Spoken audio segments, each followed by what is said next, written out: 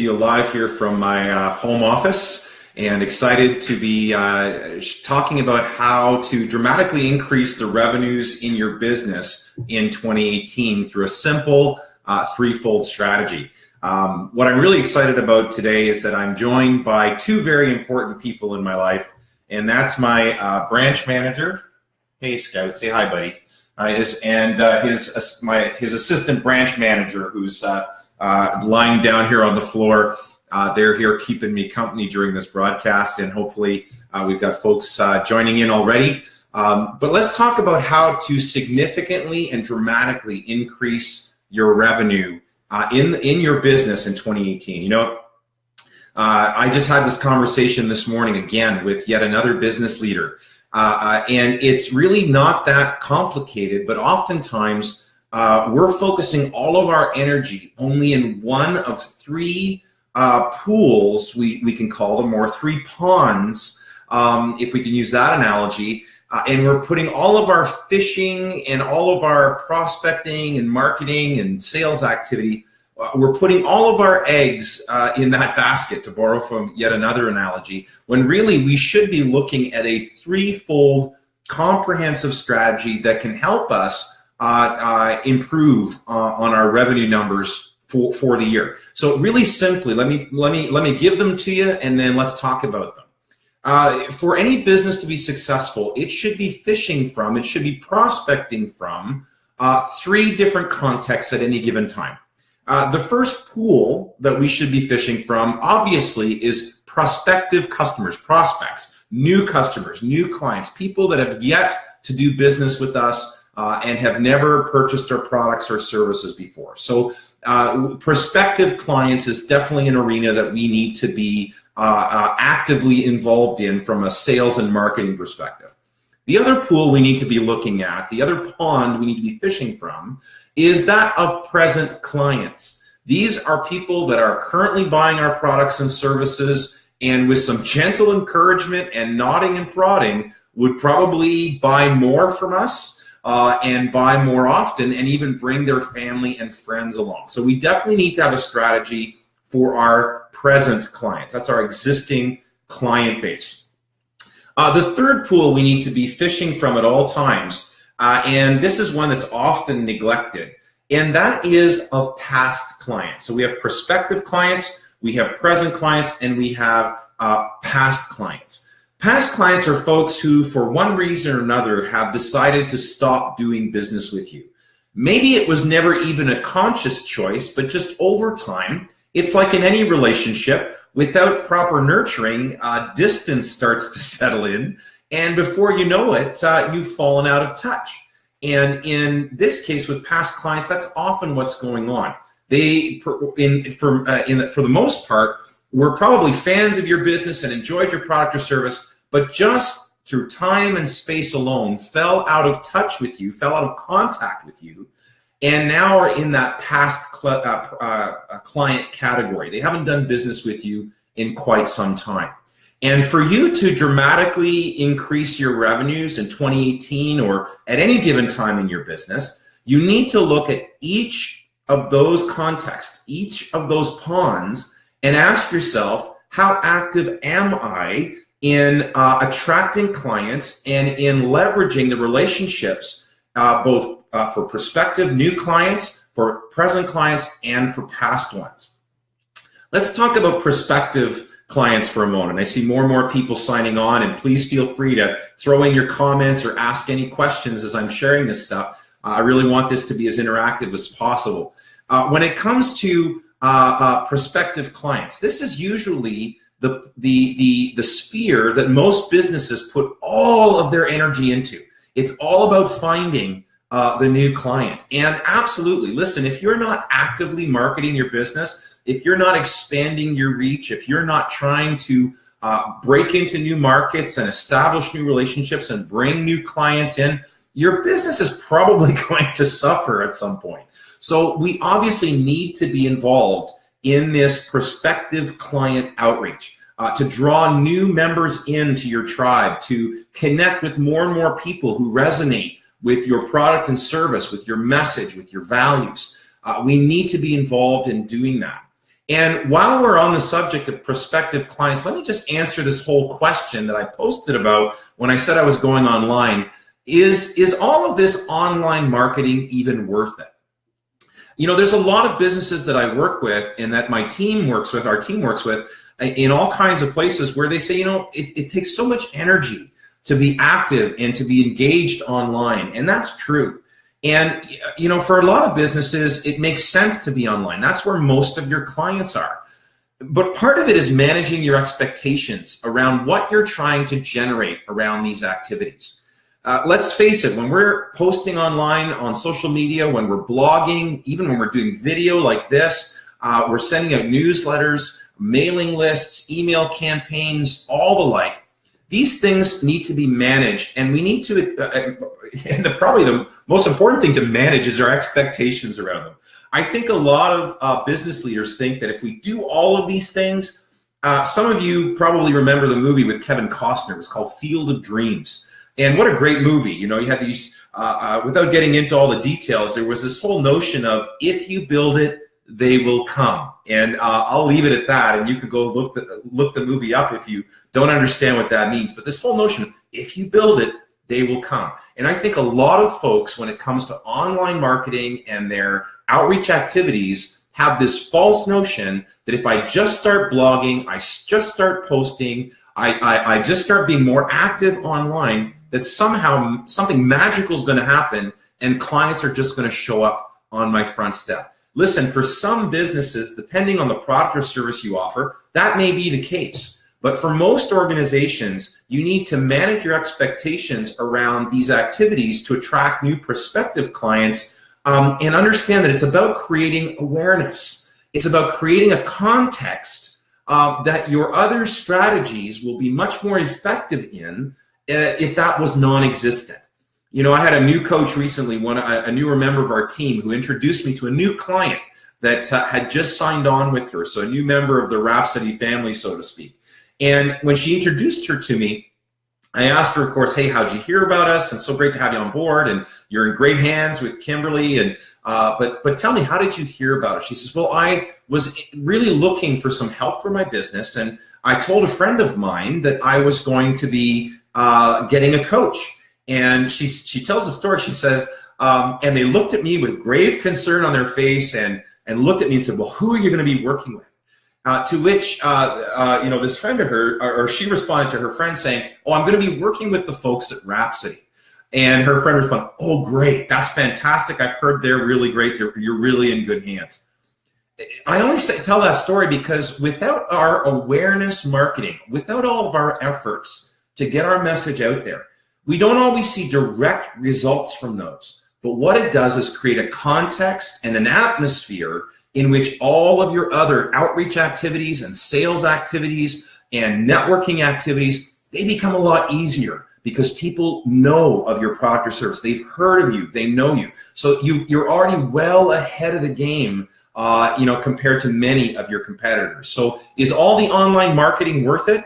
Absolutely. Just manage your expectations around it, and don't expect that as soon as you launch your blog or your Facebook page or start shooting video that suddenly you're going to have people banging down the door to become your clients. So prospective clients, what strategies do you have in place to attract new clients to your business, new customers to your business? How are you doing that? What are all the things that you're doing? You know, what's really helpful to do is to sit down and make a list. What are all the strategies you currently are implementing, are using to attract new business? One of the questions I often like to ask a client is, hey, listen, tell me about what was the most successful outreach strategy you ever implemented to attract new clients to your business? And they'll go into this great story and tell me about this fantastic outreach program they created, or sale, or some kind of promotion that generated all kinds of great results. And then I'll simply ask them the question, usually after a short pause, and when's the last time you did that? You know, if you ran some promotions in the past and did some implemented some strategies that have been successful, you know, those are usually great suspects to look at to say, should I be reviving those things or some version, newer version, better version of them? Again, if it worked in the past, if I was to tweak it to our current context, what results might I get? What are the strategies that you have in place to attract prospective clients? Now, this is the place that oftentimes most of us are spending most of our time, energy, money is in attracting prospective clients. Let's talk about present clients for a minute.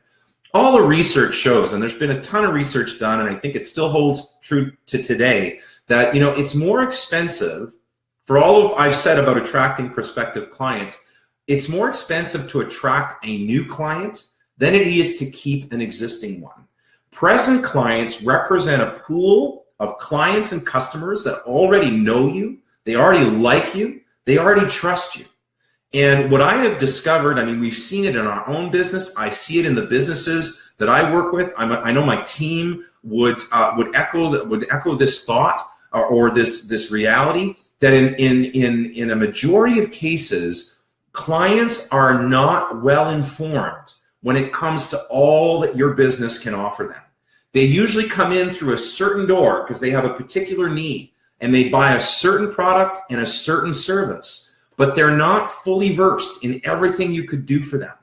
And there is a work to be done for all of us in our businesses to educate our clients on the many ways that we can serve them and meet their needs and provide them tremendous value. At Rhapsody, we call it offering them dense value. How dense is the value we're offering them? This is what I call low-lying fruit.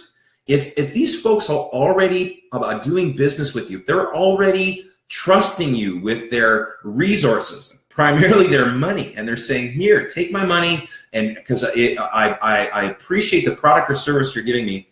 If you were to devote time and energy to implementing strategies to educate them on the full breadth of your service offering, imagine perhaps the increase in sales from folks that already are doing business with you. You have so far less educating to do, because they're already in. They're part of the tribe. They're part of your circle of trust. They're in there already, and they're just missing some vital information that if they had, they might buy more from you, they might buy more often, and they might refer more friends and family if only they had that information. So think for a moment, when's the last time that you educated or sent out something to, let me rephrase the question. What are you currently doing in your business, regardless of which door your clients enter?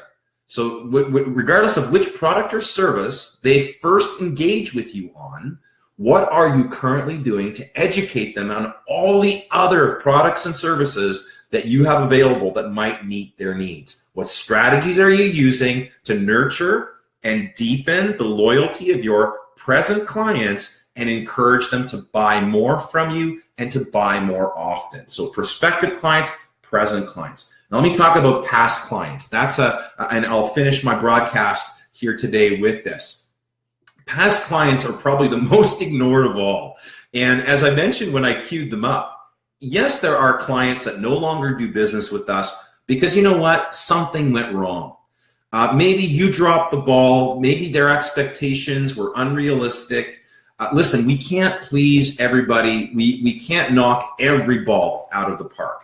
And as committed as you may be to a stellar customer experience, I am sure you have stories of client experiences that just somewhere got off the rails, things went poorly, and you found yourself in a situation trying to do some repair work, and those clients probably you'll never see them again. That happens. And as long as you're learning from those, let me just encourage you to say that as long as you're learning from those experiences, every time that happens, do an audit, do an autopsy if necessary, to really understand what went wrong, where did we mess up, what mistake did we make, how could we have communicated differently, how could we have responded faster, how could we have salvaged this experience to turn it around and move it from a negative experience for the customer into like a wow experience for them.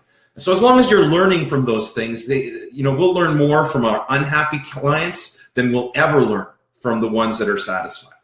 But the vast majority of past clients don't fall into that category, at least not in my experience. In the hundreds and even thousands of conversations I've had with business leaders, past clients are often just ignored. Over time, because we're not being deliberate about maintaining the client relationship, and we've not thought through how we're going to stay connected with our clients in a non-harassing, non-stalking, non-sales pressure kind of way, they just kind of fall off the radar. We are all very, very busy people, and it's so easy to lose touch. And I would dare to say that most of the folks that fall into your past client category, if you were to make that list, and I encourage you to make that list, probably fall into that grouping of people who just lost touch. How can you reach back out to them? Well, let me tell you, there's some easy ways you can do that. We recently launched a promotion in January. A success strategy was a 1-hour consultation with one of our coaches to help you, any business owner, understand, what are the top 3 priorities that you need to focus on in your business for 2018 to really see it shine. And what we did is we offered that. This really was a promotion that was targeting 2 of the 3 groups that I've been talking about today. The first group being the prospective clients, so trying to reach out there, reach out into the world of the internet and the online world and attract new clients into the fold. But really, the other part of that program was to reach out to past clients. And what we simply did there is we offered one price to the public for this strategy, and we offered a special discounted price and reached out directly via email in a number of different ways to past clients to say, hey, I know we haven't talked in a while. We want you to be aware that we're offering this special promotion, and because you're a past client, we want to offer you a special price on this. And what we saw was a number of past clients that were out of relationship come back into relationship with us. So think of the ways that you might reach back out to your past clients and re-engage them through some sort of special offer or promotion or deal that would appeal to them based on what you know of them, what you learned of them when you were serving them before. So remember, to dramatically improve your revenue performance in 2018, you need to have strategies that are reaching out to prospective clients. You need to look at how to touch and reach out to your present clients, and you need to look at ways to reach back out to your past clients. Imagine what could happen, how different your bottom line could be by the end of 2018 if you did that. Hopefully you enjoyed the broadcast, and I hope to see you next time. If you have any questions, please feel free to send me a private message or to touch base with me online. I'd be happy to connect. Have a great Monday.